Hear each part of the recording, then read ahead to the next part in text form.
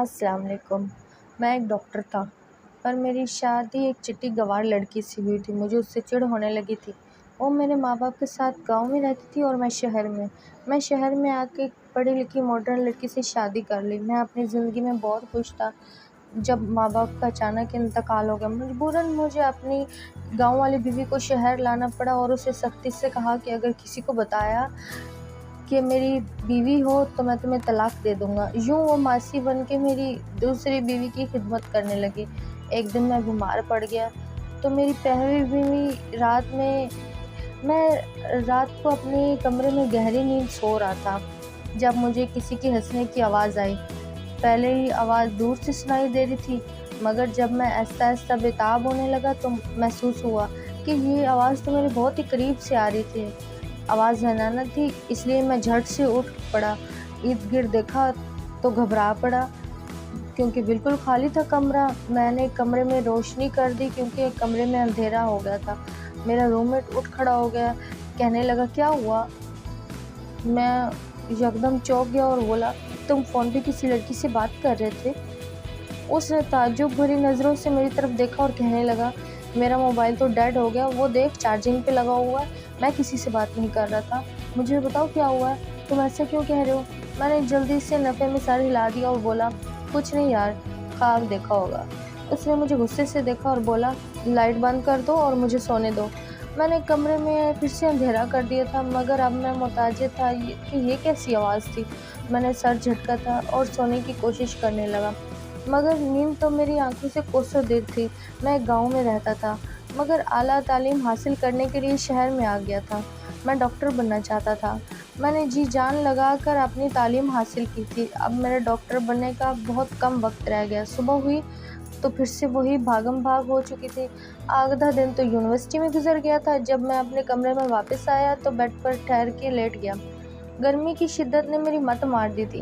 मैं अभी लेटा ही था कि मुझे फिर से लड़की की हँसने की आवाज़ सुनाई दी। मैं झट से उठा, फिर से लड़की की हँसने की आवाज़ सुनाई दी। मैं छत से उठ बैठा था और हैरत भरे नज़रों से इधर-उधर देखने लगा। कमरा बहुत छोटा था, सामान भी बहुत कम था, इसीलिए पूरा कमरा मेरी नज़रों के सामने था। कोई भी तो नहीं था। अब भी ज़ीशान भी वापस नहीं लौटा था, नहीं तो मैं समझता कि वो अपने दोस्त से बात कर रहा है। मैंने उठकर चेक किया तो बाथरूम भी खाली था। हँसी की आवाज़ भी थम चुकी थी। मैंने परेशान होकर अपना सर दोनों हाथों में गिरा लिया। तभी मेरे मोबाइल की घंटी बजनी। फ़ोन उठाकर देखा तो स्क्रीन पर अब्बू कॉलिंग जगमगा रहा था। मैंने जल्दी से कॉल अटेंड कर ली थी। अब्बू की परेशान की आवाज़ मेरे कानों में गूंज रही थी। वो कहने लगे थे, वकास, तुम कहाँ हो? मैं बोला, अब्बू मैं यूनिवर्सिटी से वापस आकर अब कमरे में बैठा हूँ। सब ठीक तो है ना? अब्बू कहने लगे, नहीं, सब ठीक नहीं है। तुम जल्दी से गाँव वापस आ जाओ। अब्बू की बात सुनकर मेरे हाथों पैरों से दम ही निकल गया था। मैं बोला, क्यों अब्बू, ऐसा क्या हो गया है? आप ऐसा क्यों कह रहे हैं? तो अब्बू कहने लगे, बेटा, वालिदैन औलाद मांगते हैं ताकि वो बुढ़ापे में उनका सहारा बने। तुम चाहते हो कि तुम हमारा सहारा ना बने? तुम तो जानते हो कि तुम हमारी वाहिद औलाद हो। कल रात से तुम्हारी अम्मी की बहुत तबीयत ख़राब है, इसलिए मैं चाहता हूँ कि तुम वापस आ जाओ। उसे अस्पताल लेकर जा रहा हूँ तो कभी किसी अस्पताल, मगर उसकी सेहत तो ठीक होने का नाम ही नहीं ले रही। तुम जल्दी से घर वापस आ जाओ ताकि हम दोनों उसे किसी अच्छे डॉक्टर के पास लेकर जाएं। अब्बू की बात सुनकर तो मैं बहुत घबरा गया था। मैं बोला, अब्बू, ज़्यादा परेशानी वाली बात तो नहीं है? अब्बू कहने लगे, नहीं नहीं, ऐसी कोई बात नहीं है, मगर तुम जानते हो ना कि मैं बूढ़ा हो चुका हूँ। मैं नहीं लेकर जा सकता तुम्हारी वालदा को अस्पताल। मैं बोला, ठीक है, आप फ़िक्र ना करें, मैं शाम तक आपके पास आ जाऊँगा। मैंने जल्दी से बस स्टेशन पर कॉल की थी और अपने लिए एक टिकट बुक करवाई थी। ये तो अच्छा हुआ कि मुझे जल्दी टिकट मिल गई। मैंने अपना मुख्तसर से सामान पैक किया और ज़ीशान को एक मैसेज कर दिया था कि मैं गाँव वापस जा रहा हूँ। सारा रास्ता बड़ी परेशानी में गुज़रा कि न जाने अब मेरी अम्मी को क्या हो गया। दिल ही दिल में मैं उनकी सेहत के लिए दुआएं कर रहा था। शाम में घर पहुंचा तो अपने ढाल वस्ता में अम्मी से कहने लगा, अम्मी आप फ़िक्र ना करें, मैं अब आ गया हूँ। तो वो फूट-फूट कर रोने लगी। मेरी भी आँखों से आंसू निकल आए थे। मैं बोला, अम्मी क्या हो गया है? क्यों तबीयत ख़राब कर ली आपने? तो अम्मी कहने लगी, मैंने तुम्हारे बारे में अच्छा ख्वाब नहीं देखा। दिल बड़ा परेशान हुआ तो तबीयत ख़राब हो गई। मैं अम्मी की बात सुनकर चौंक गया। कहीं अम्मी के ख्वाब का ताल्लुक मेरे कमरे में गूंजने वाली हंसी से तो नहीं था। मैंने अम्मी से कहा, आप मेरा सदका दे देती, परेशान होने की क्या बात थी, आप मुझसे फ़ोन पर बात कर लेती। है मैंने अम्मी का ब्लड प्रेशर वगैरह चेक किया तो काफ़ी हाई था। मैंने उनको दवाई दे दी और आराम करने के लिए बोल दिया। मैंने चेक कर लिया था कि उनकी हालत अस्पताल ले जाने वाली नहीं थी। वो पिछले डॉक्टर की दवाई की वजह से अब बहुत अच्छी हो चुकी थी। अम्मी ने मुझे देखा तो अभी भी उनको सुकून नहीं आ रहा था। अब मैं अब्बू के साथ बैठा बातें कर रहा था। सुबह हुई तो मैंने अम्मी से कहा, आपकी तबीयत अब ठीक है तो मुझे इजाज़त दें कि मैं वापस चला जाऊं। तब अम्मी ने मेरा हाथ पकड़ लिया था और अपने सर पर हाथ रख कर कहा, तुम्हें कसम है मेरी कि तुम इस बार शादी करके ही जाओगे। अगर तुम शादी किए बगैर जाओगे तो मेरा मरा हुआ मुंह देखोगे। मुझे अम्मी से इस बात की तवक्को नहीं थी। मैं बोला, अम्मी आप कैसी बातें कर रही हैं? आपको पता है कि मैं अपनी पढ़ाई में मसरूफ़ रहता हूँ और मेरे कुछ ही माह रह गए हैं, फिर मैं डॉक्टर बन जाऊँगा। ऐसे में आप मुझे पर शादी की ज़िम्मेदारी ना डालें। अम्मी ने कह दिया कि मैं तुमसे अपनी बात कह चुकी हूँ, अगर तुम्हें मेरी ज़िंदगी प्यारी है तो तुम्हें शादी करना ही होगी। शादी का तो अभी 5-6 साल का कोई ख़्याल ही नहीं था, लेकिन मुझे खुद पर बड़ी हैरत आई जब मैंने अम्मी की एक बात कहने पर ही हथियार डाल दिए थे। अम्मी ने मुझसे शादी से कहा तो मैंने ऊपर से इनकार कर दिया, मगर मेरा दिल तो अंदर से बिल्कुल राज़ी हो चुका था, जैसे मैं सदियों से शादी के लिए तैयार ही बैठा था। मुझे बहुत हैरत हुई कि मुझे अचानक क्या हुआ है। मैंने अम्मी से कहा, अम्मी आप मेरी शादी किससे करवाना चाहती हैं? तो वो उठकर बोली, मैं अपनी बहन की बेटी नबीला से तुम्हारी शादी करवाऊंगी। मैं एकदम चौंक गया। मैं बोला, अम्मी नबीला तो पढ़ी लिखी नहीं है, उसने तो शायद 5 क्लासें भी नहीं की हैं, और फिर वो मेरी बीवी कैसे बन सकती है? आपको पता है मुझे शुरू से ही तालीम याफ्ता लोग अच्छे लगते हैं। अम्मी कहने लगी, डिग्री को तुमने क्या करना है, लड़की तो अच्छी है ना, मैं उससे तुम्हारी शादी करना चाहती हूँ। मैं थोड़ा सा परेशान तो हुआ कि मैं अनपढ़ लड़की के साथ कैसे गुजारा करूँगा, लेकिन न जाने क्यों मैंने हामी भर दी और अम्मी से कहा, ठीक है जैसा आपको मुनासिब लगे, मगर मैं ये शादी ज़्यादा धूमधाम से नहीं करूँगा। ये फंक्शन जल्दी जितना हो सके उतना बेहतर है। अम्मी तो इतनी खुश हो गई कि वो उठकर नाचने लगी थी और फिर मेरे माथे पर बोसा करने लगी और कहने लगी, आज तुमने मेरा दिल बहुत खुश कर दिया है, अल्लाह तुम्हें भी दुनिया जहान की खुशियाँ दे। मैं मुस्कुरा दिया और अपने कमरे में आके बैठ गया। अब मुझे खुद पर ताज्जुब हुआ था और मैंने खुद को कोसा भी कि वकास तुम ये क्या करने जा रहे हो। मैंने सोचा कि अभी उठकर अम्मी को बताऊंगा कि मैंने पहले जज्बात में आकर हामी भर ली थी, मगर मैं ये शादी नहीं करना चाहता हूँ। और रही बात नबीला की, तो उससे तो बिल्कुल भी नहीं। अगर आपको ज़्यादा ही जल्दी है मेरी शादी करने में तो कोई और लड़की ढूंढ लें, क्योंकि नबीला मुझे कभी भी पसंद नहीं थी। मैं यह सब कुछ कहना चाहता था लेकिन कह नहीं सका।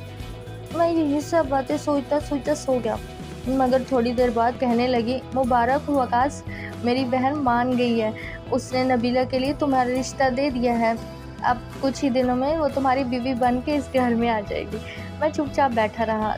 तब अम्मी मेरे पास बैठ गई और कहने लगी, वकास खुशी का मौका है, तुम इस तरह की शक्ल बनाओगे तो मेरा दिल टूट जाएगा, ऐसा लगेगा जैसे मैं तुम पर ज़बरदस्ती कर रही हूँ। तुम खुशी मनाओ कि तुम्हारी ज़िंदगी का एक नया रास्ता खुलने वाला है। मैं अम्मी की बातें सुनकर मुस्कुरा दिया और कहा, अम्मी आपने करना तो वही है जो आपने सोचा है, फिर आपको मेरी खुशी और नाखुशी से क्या फ़र्क पड़ता है? अम्मी कहने लगी, नहीं वकास, ऐसी बात नहीं है, तुम्हारी खुशी मेरे लिए सबसे ज़रूरी है। अगर तुम चाहो तो तुम इस रिश्ते से इनकार भी कर सकते हो।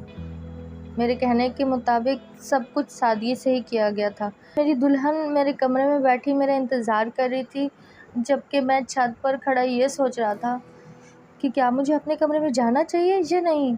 ये कैसी लड़की है जो अनपढ़ है, मैं इसके साथ कैसे ज़िंदगी गुजारूँगा, मैं उसके साथ कैसे रहूँगा। सब कुछ सोचते सोचते काफ़ी देर हो गई थी। फिर मैंने सोचा कि अब शादी कर ही ली है तो मुझे अपने कमरे में भी चला जाना चाहिए।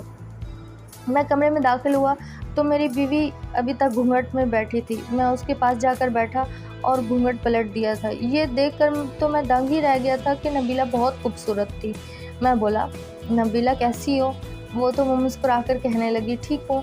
वो मुझसे बहुत ज़्यादा शर्मा रही थी। उसका सर झुकता ही जा रहा था। मुझे उसकी अदा बहुत अच्छी लगी थी।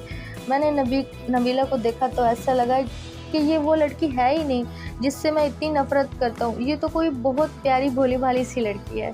मैंने नबीला को मुँह दिखाई का तोहफ़ा दिया और उससे गुफ्तगू करने लगा। मुझे नबीला अच्छी लगने लगी थी। खैर सुबह हुई तो अम्मी कमरे में आई और कहने लगी, मेरी बहू तुम्हें कैसी लगी? तो मैं मुस्कुरा दिया, आपकी बहू अच्छी है। मैंने 1 हफ़्ते की छुट्टी ली हुई थी, इसलिए मैंने पूरे 7 दिन अपनी बीवी के साथ ही बिताए थे।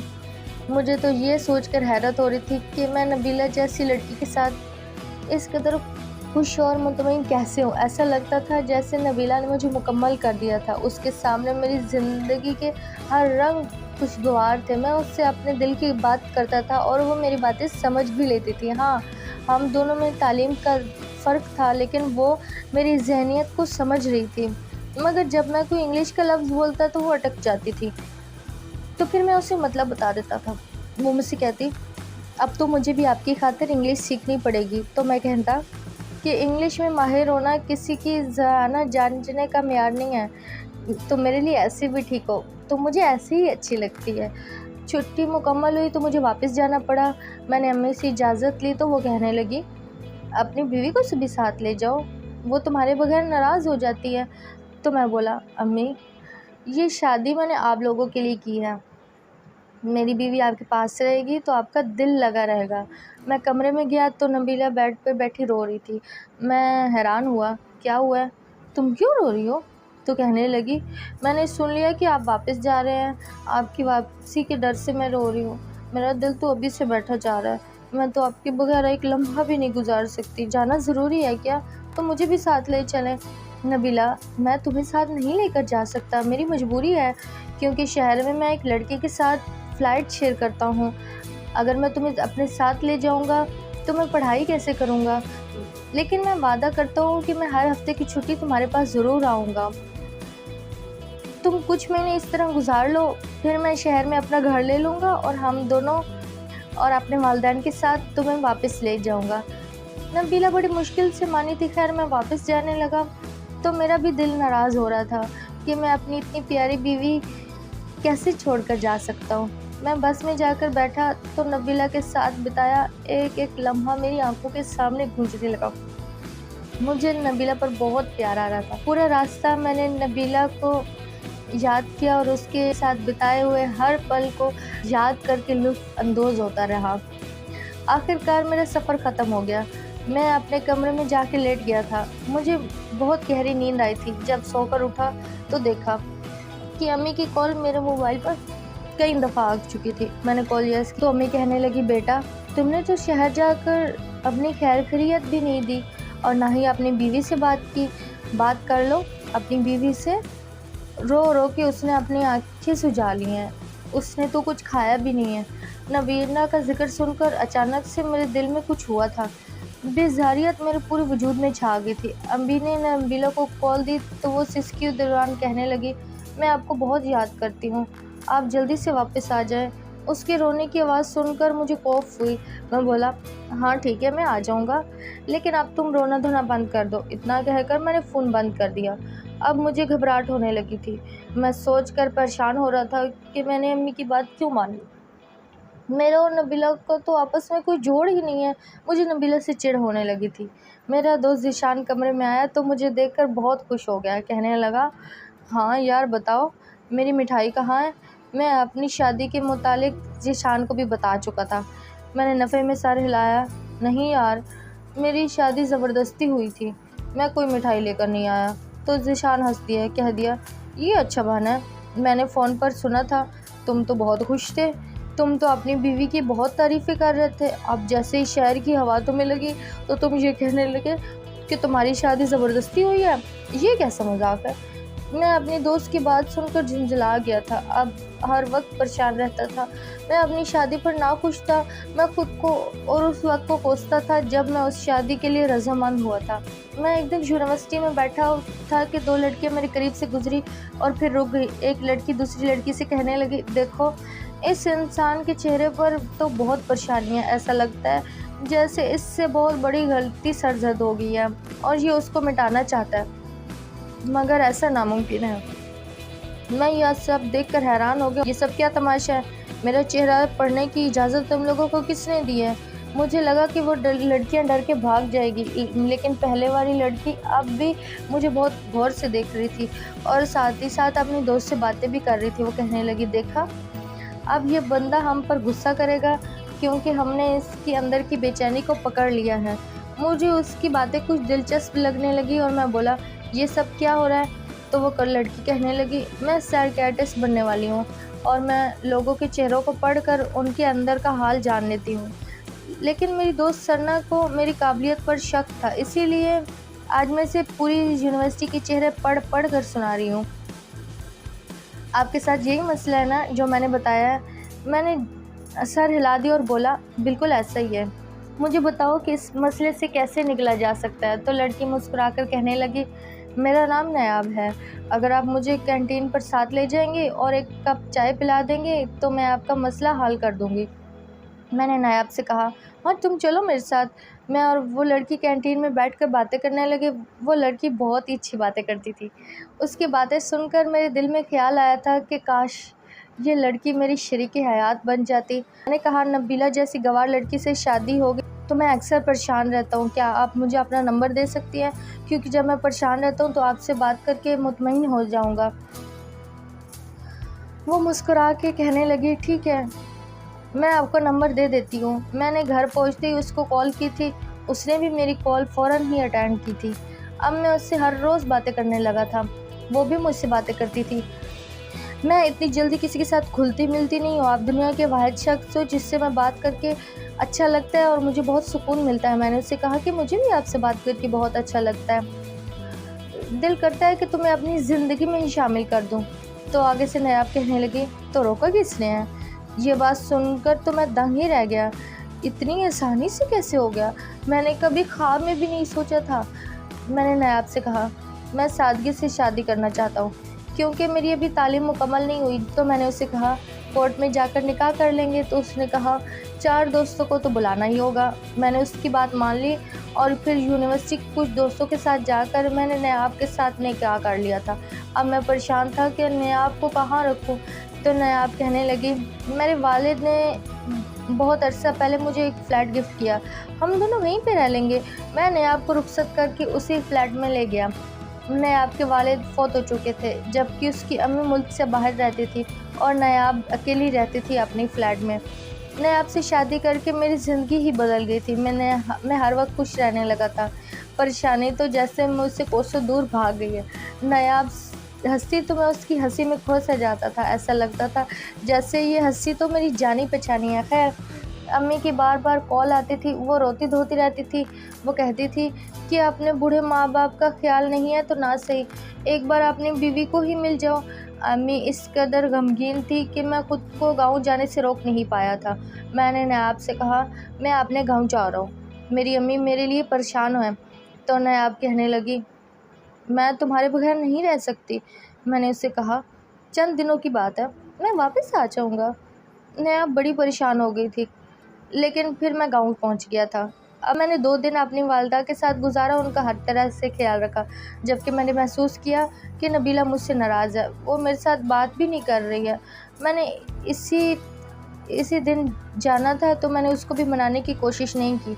हमने एक ही छत के नीचे रहकर ये 2 दिन बिल्कुल अजनबियों की तरह गुजारे थे। मैंने महसूस किया था कि नबीला रात भर रोती रहती है, सिसकती रहती है, लेकिन मुझे उसकी कोई भी परवाह नहीं थी।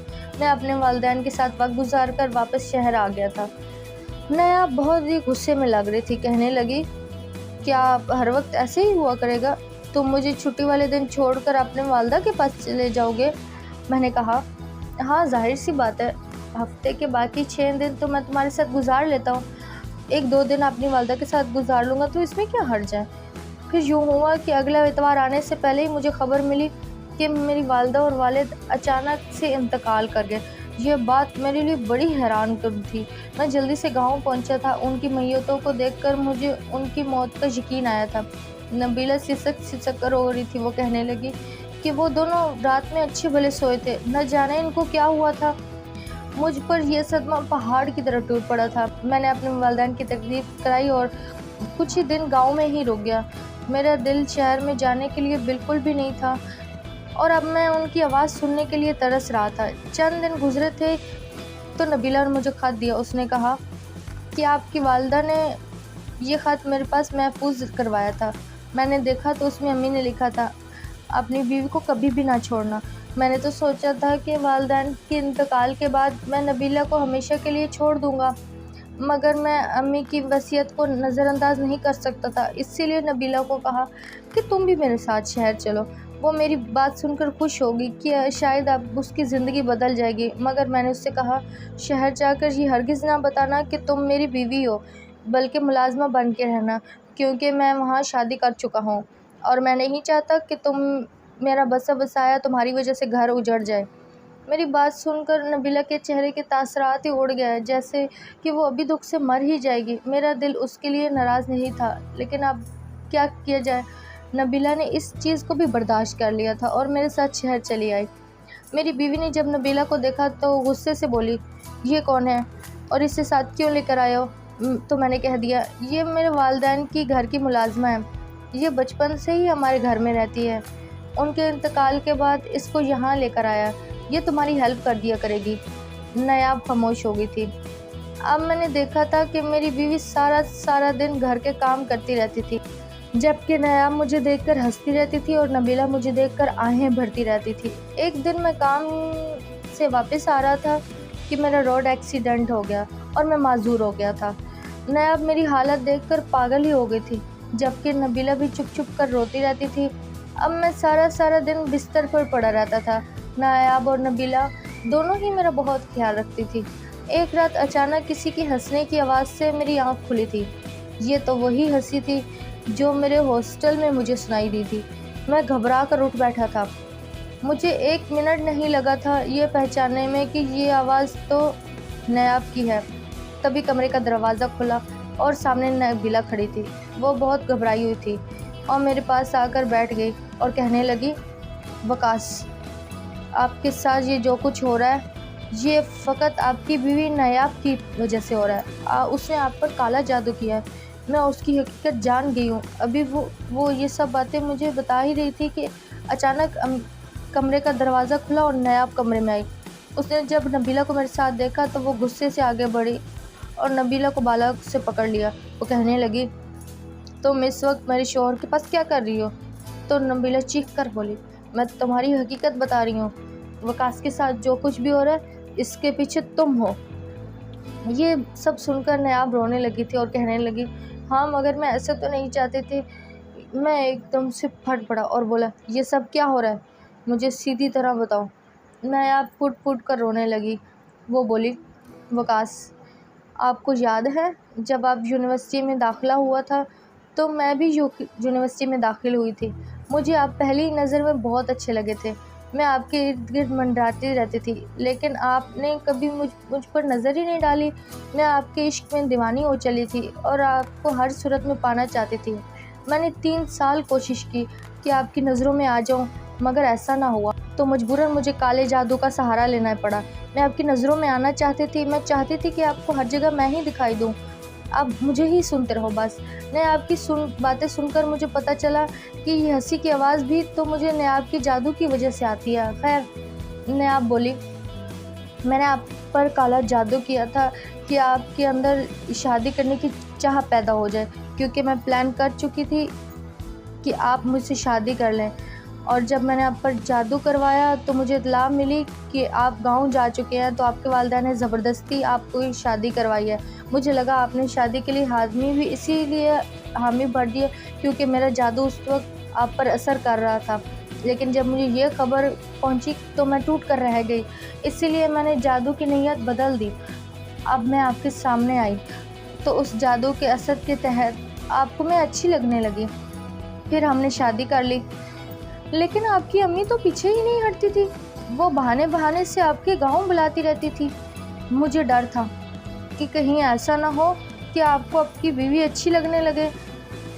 इसीलिए मैंने ऐसा जादू करवाया कि आपके वालिदैन दोनों ही मर जाएं। लेकिन हद तो तब हुई जब आप अपनी बीवी को साथ ही लेकर आ गए। लेकिन इस बात की खुशी भी थी कि आपके उसके साथ कोई ताल्लुक़ नहीं है, आपने उसे घर की मासी बना दिया है। मगर मैं ये सब भी बर्दाश्त नहीं कर सकी थी। मैंने जादू करवाया कि ये लड़की हमारी ज़िंदगी से निकल जाए। अचानक जादू न जाने क्यों उल्टा पड़ गया और आपका एक्सीडेंट हो गया और आप माज़ूर हो गए। वकास, मैं आपसे बहुत मोहब्बत करती हूँ, दीवानगी की हद तक। आप जानते हैं ना, आपके अलावा मेरे इस दुनिया में कोई नहीं है।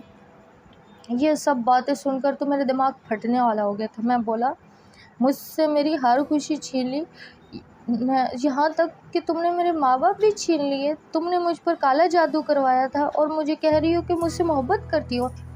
मुझे नयाब से खौफ आने लगा था। मैं उससे दूर दूर रहने लगा था, जबकि वो मेरे लिए तरसती रहती थी। अब मैंने नयाब का फ्लैट छोड़ने का इरादा कर लिया। मैंने नबीला से अब कहा, अपना सामान पैक करो, हम गाँव वापस जाएंगे। लेकिन जब ये बात नयाब ने सुनी तो वो गुस्से से पागल ही हो गई थी। वो घर की चीज़ें उठा कर मारने लगी थी। उसने नबीला को नुकसान पहुँचाने की कोशिश की। तब मैंने उसे तलाक दे दी। नयाब मुझे खो देने के बाद अब और जंगली हो जाएगी और फिर मेरे ऊपर मज़ीद काले जादू करवाएगी। लेकिन शुक्र है कि मेरी बीवी नमाजी परहेज़ी औरत थी। वो घर में रोज़ाना सूरत बकरे की तिलावत करती थी और सारा दिन वक्फे पर मुझ पर नहूसतें पढ़कर फूंकती रहती थी। हमने तावीज़ भी लिए थे। अल्लाह के नाम की बरकत से अब मेरी टांगें तो ठीक हो गई थी, लेकिन अक्सर मुझे नयाब की शक्ल दिखाई देती थी और मुझे बहुत खौफ महसूस होता था। इंसान को हमेशा ये सोचना चाहिए, जो चीज़ उसके नसीब में नहीं है वो उसको हर हाल में नहीं मिलेगी, लेकिन जो उसके मुकद्दर में नहीं है, अगर वो किसी से छीन भी लेगा तो भी उसकी जबरों से निकल ही जाएगी। इसीलिए जो आपके पास है हमेशा उसमें ही राज़ी रहें। गलत तरीक़ों से छीनी गई चीज़ें और रिश्ते कभी भी फ़ायदा नहीं देते। अगर आपको आज की कहानी पसंद आई तो वीडियो को ज़रूर लाइक कीजिएगा और अपने दोस्तों के साथ ज़रूर शेयर कीजिएगा। और हाँ, अगर आपने हमारा चैनल सब्सक्राइब नहीं किया तो कर दीजिए।